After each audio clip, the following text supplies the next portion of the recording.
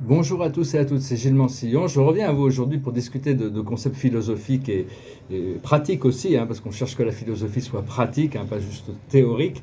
On discuter essentiellement de la nature de la résistance. Tout est en résistance ici sur Terre. À chaque fois qu'on résiste à quelque chose, cette chose persiste. Donc l'idée, c'est d'apprendre à lâcher prise sur la résistance suffisamment longtemps pour pouvoir changer les choses. Alors, on cherche un sanctuaire pour l'âme, je vais revenir sur cette nature de la résistance, mais le corps physique, en essence, qui cherche, on a différentes parties de nous-mêmes qui cherchent différentes choses. Le corps physique recherche des expériences à travers ses sens, à travers les sens du corps physique, il cherche des expériences. L'ego, l'esprit mental de l'ego, il cherche à accumuler des informations, et l'âme, elle cherche à devenir éclairée, illuminée, transcendantale. Alors qu'est-ce que c'est que le salut? Le salut, c'est une promesse que Dieu nous a faite, comme quoi le temps allait finir. C'est vraiment Dieu qui a toujours ses promesses, même si on peut passer longtemps dans le temps, jusqu'au moment où on peut voir cette fin du temps. Et donc, où on peut retourner à notre source, retourner au Créateur, retourner à Dieu. Et savoir que toutes les pensées du temps vont disparaître éventuellement une fois qu'on sera retourné à notre source. Donc on cherche rien d'autre que se souvenir de Dieu, se souvenir de notre source, de notre origine, de ce plan d'éternité où toutes les choses étaient intégrées. Et donc il y a deux formes. Bon, tous ceux qui travaillent dans leur ego, ils continuent à vivre leur vie naturellement. C'est ceux qui choisissent de vivre dans la mémoire et de répéter les mêmes circonstances. Par contre, à un moment donné, on est appelé à se réveiller, on doit prendre une autre voie, qui est la voie spirituelle, où tout a été, on a besoin de créer tout. Il y a personne ne nous comprend, on est dans notre propre jungle personnelle, on est en train d'établir nos propres routes. Et donc le maître doit se tourner vers l'intérieur pour arriver à trouver sa voie, sa direction. Tout vient de l'intérieur. Savoir que l'amour, l'amour, c'est l'essence de tout ce qui est. Mais l'amour, quand l'amour est concentré sur un point de focal d'attention externe, il va forcément nous rendre vulnérables et insécures et créer des déceptions parce qu'on dépend des autres pour cet amour. Alors que l'amour, quand on recherche l'amour d'un point interne de concentration, à ce moment-là, on rentre dans l'acceptation et le flow. Alors toutes les pensées, à chacune de nos pensées, on crée ou une prison de négativité ou un monde de lumière. C'est très important actuellement d'être conscient de nos pensées, même s'il y a des pensées négatives, de les voir, de choisir de respirer, de ne pas leur donner de pouvoir, ne pas croire à toute cette négativité qui a besoin de s'expurger.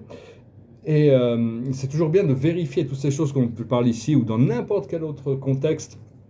Dès qu'une idée ou un concept, avant de voir s'il fonctionne pour vous, il faut vérifier comment vous ressentez ces choses avant de les adopter et qu'elles fassent partie de votre vérité, de votre réalité, de la vérité qu'on cherche. Donc il faut quand même ressentir les choses, essayer de vérifier les choses pour savoir est-ce qu'elles résonnent positivement avec nous.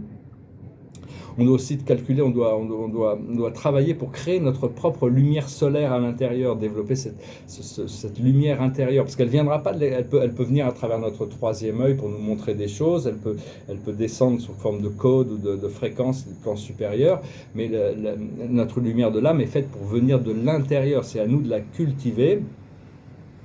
Et donc voilà, je vais tirer quelques cartes et puis discuter de quelques autres concepts, idées. Et puis je vais chanter une chanson que j'ai chantée l'autre jour, mais qui me repassait par la tête. Alors je vais la rechanter. Toute la nuit, elle m'a traversé l'esprit, c'est marrant.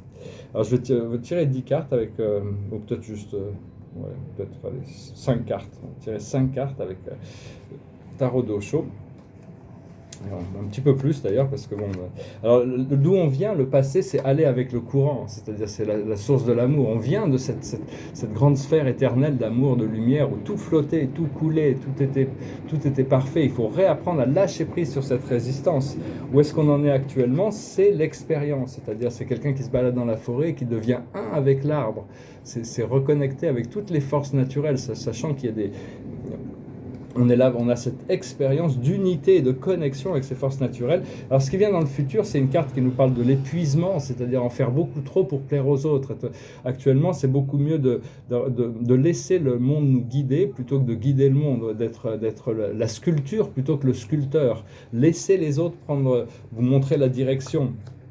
Et donc, c'est le lâcher prise. Et donc, on arrive à ce moment-là dans l'état de réceptivité où toutes sortes de choses magiques peuvent se passer. Alors, ça demande quand même beaucoup de foi, parce que la chose sur laquelle on travaille, c'est la totalité. C'est-à-dire lâcher un trapèze en sachant que, bon, on va être rattrapé de l'autre côté. Mais entre le temps où on lâche le trapèze et on est rattrapé de l'autre côté, il y a un peu un vide. Donc, il faut essayer de lâcher prise sur tous les doutes et vraiment avoir développé cette confiance. L'univers est en train de pousser nos limites actuellement. Et une fois qu'on arrive à avoir cette confiance, on trouve la roue de la fortune, on trouve le miracle. Les miracles deviennent possibles, probables, beaucoup plus que probables, possibles, certains même. À un moment donné, même si on n'est pas conscient de tout ce qui exactement, c'est pas nous qui contrôlons le flot d'une manière consciente, on laisse notre esprit créer toutes ces choses. Et l'aboutissant, ça va être la paresse, c'est-à-dire l'habilité de se reposer, d'être bien, d'être confortable dans une certaine d'avoir pu manifester les choses que l'on voulait manifester. Ça ne voudra pas dire que la vie ne va pas venir pour briser notre réalité, c'est-à-dire qu'il faudra toujours avancer, on ne peut pas s'asseoir sur nos lauriers. Mais enfin, déjà arriver à cet état de contentement où on peut considérer qu'on a fait le travail qui avait besoin d'être fait. Alors, je vais discuter de ces quelques idées là ici. Et donc, oui, parce que bon, on doit quand on se concentre sur le salut, on va arriver à ce point où on va pouvoir trouver la paix, retourner à la paix. C'est le rêve final de l'ascension, du salut, et de savoir qu'on ne cherche rien d'autre que Dieu. Ces particules d'adamantin, tout est fait, c'est la base de tout ce qui est fait, ce qu'on appelle le prana, c'est la force qui soutient toutes ces choses.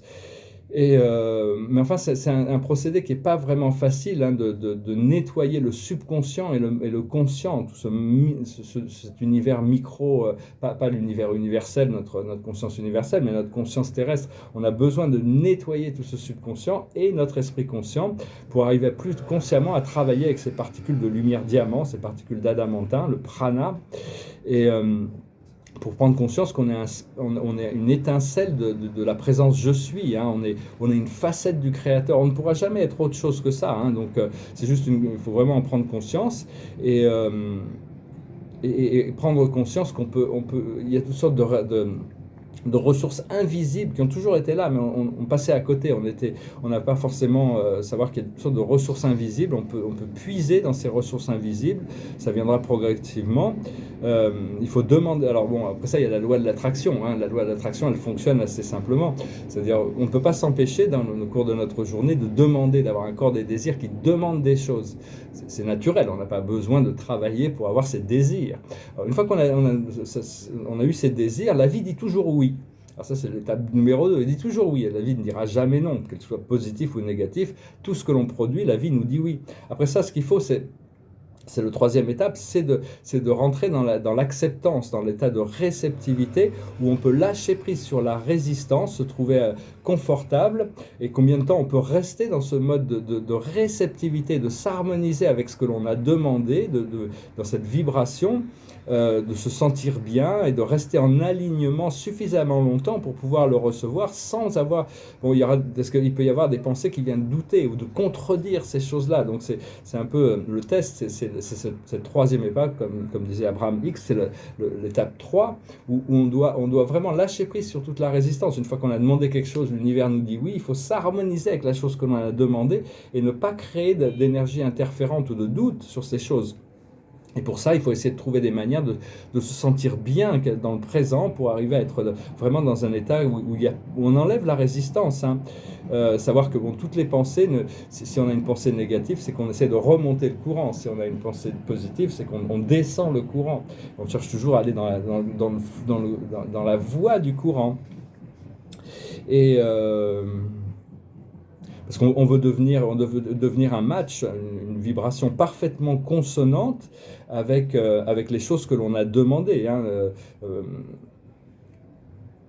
Et donc, qu'est-ce que j'ai marqué ? Et bon, après ça, ce qu'on a demandé, on peut en parler, parce que des fois, c'est pourquoi on en parle, parce que ça nous fait du bien. Mais il faut considérer qu'à partir du moment où on a demandé quelque chose et on sait que la vie va nous apporter, c'est comme si c'était fait. C'est pas quelque chose qui va peut-être arriver, c'est fait. Au plus on est sûr que c'est fait, au plus on a de certitude sur notre habilité de recevoir ce que l'on a demandé, au plus on a d'habilité de de solidifier cette croyance, de savoir que tout est fait, au plus on peut se sentir bien dans l'état de réceptivité, savoir qu'on mérite ce que l'on a demandé. Et donc, voilà, on mérite ce que l'on a demandé. Donc, en essence, il faut aussi une autre chose, un autre principe par rapport à la loi d'abstraction. On travaille tous dessus, hein, je ne dis pas que je suis parfait par rapport à tout ça, c'est juste des idées que je présente ici. À chaque fois qu'on dit « je ne peux pas faire ça », c'est vraiment, ça ancre des choses hyper négatives dans notre subconscient, parce qu'on a cette croyance de croire qu'on ne peut pas faire quelque chose, ou on ne peut pas... donc il faut remplacer ces phrases dès qu'elles viennent dans notre esprit, c'est « comment puis-je faire cela ?» Ça ouvre la question, ouvre. La parole, on affirme quelque chose, on ferme à partir du moment où on questionne, on ouvre. Comment puis-je faire cela? C'est très important de toujours se poser la question, pas dire je ne peux pas ou j'ai pas les moyens de, c'est comment puis-je avoir les moyens de? Comment puis-je faire cela? Comment puis-je attirer ceci dans ma vie? Et donc c'est un conditionnement, hein, et savoir qu'on doit rendre l'amour notre première concerne, hein, et permettre à la peur de passer de côté. Bon, si ces peurs arrivent, on doit les accepter, on est conscient qu'on a peur, et donc on peut les respirer et prendre conscience que c'est quelque chose qui avait besoin de sortir et qui est en train de se libérer, et non pas de croire en la peur autant que ça. Et cet amour doit être vraiment concentré sur notre réalité interne, c'est nous qui la créons.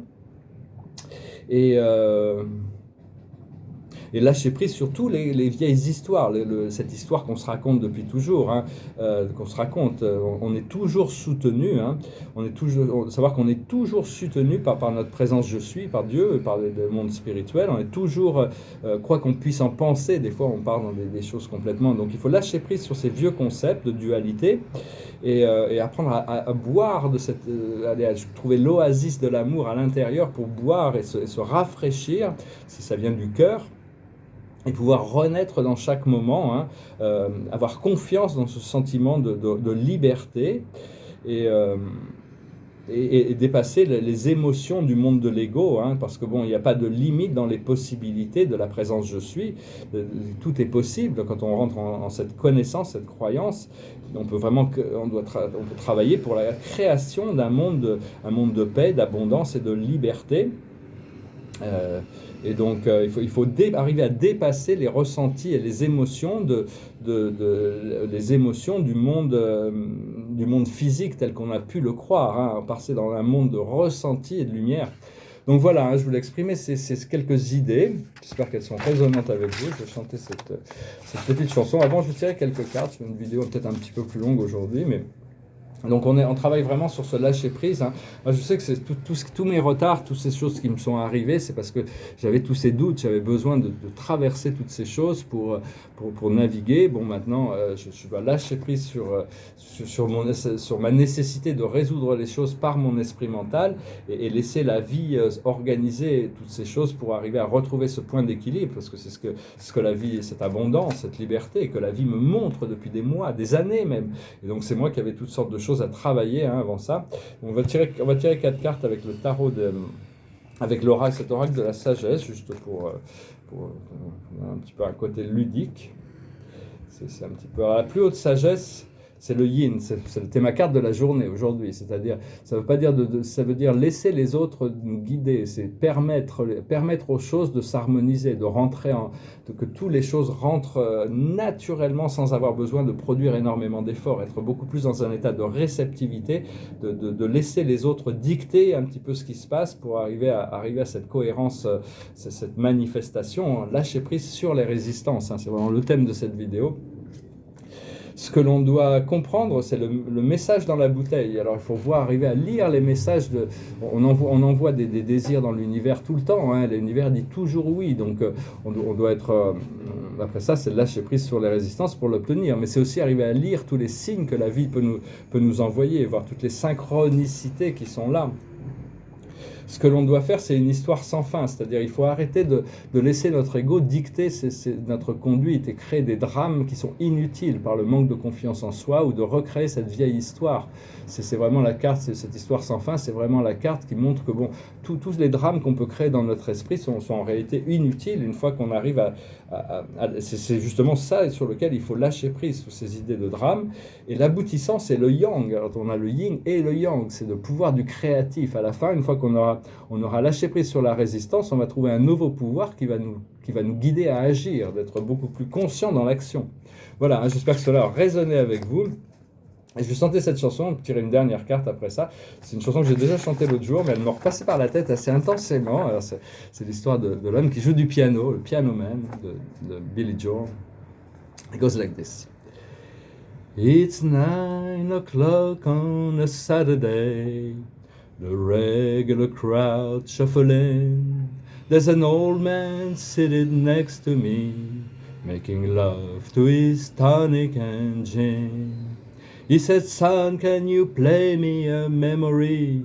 I'm not really sure how it goes, but it's sad and it's sweet and I knew it complete when I wore youngest man clothes.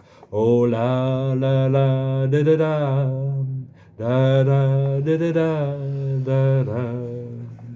Sing us a song, you're the piano man. Sing us a song tonight, where we're all in the mood for a melody, and you've got us feeling alright.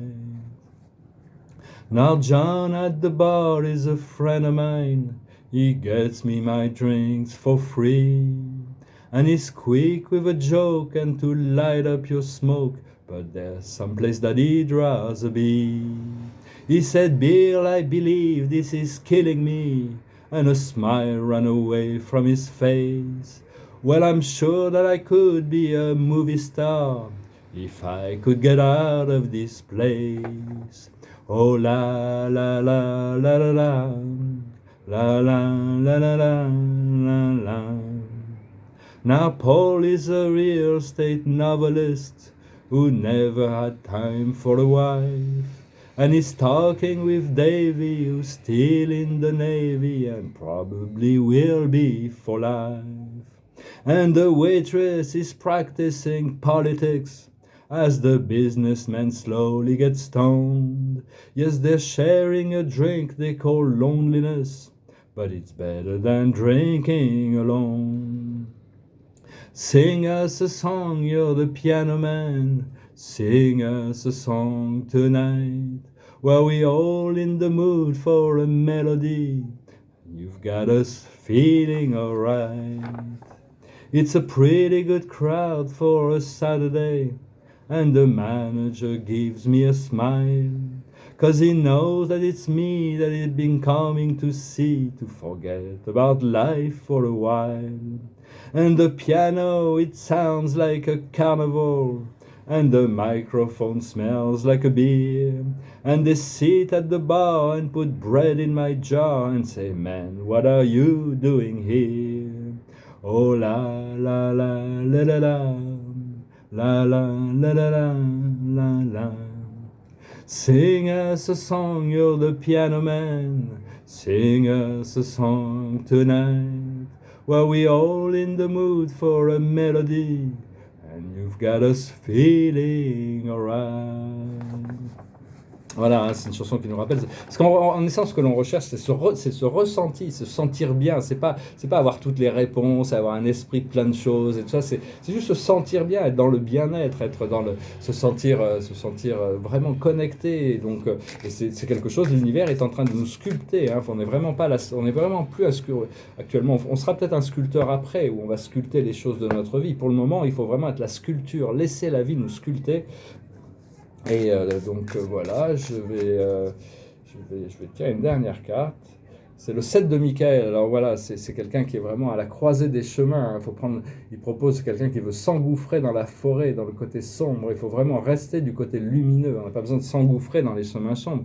Il y a une meilleure manière de faire. Faire cavalier seul n'est peut-être pas la meilleure solution. Ne négligez pas les détails. Donc il faut faire attention aux détails et demander de l'aide. Utiliser toutes les ressources du monde. Accepter que les autres puissent vous aider. Les autres ont beaucoup à nous apporter. On est là pour s'entraider. Quand c'est notre moment d'aider les autres, on le fait. Quand c'est le moment de recevoir de l'aide, on est créateur, on doit être créatif et réceptif. C'est important d'être très réceptif en ce moment et d'accepter toute l'aide qui peut nous être offerte, parce que c'est ça qui va nous guider sur le chemin de notre libération. Voilà, je vous souhaite une merveilleuse journée. J'espère que que j'espère revenir à vous prochainement. Et puis, donc, si vous avez des questions, n'hésitez pas, vous pouvez me laisser un commentaire, m'envoyer un message. Merci beaucoup, namasté.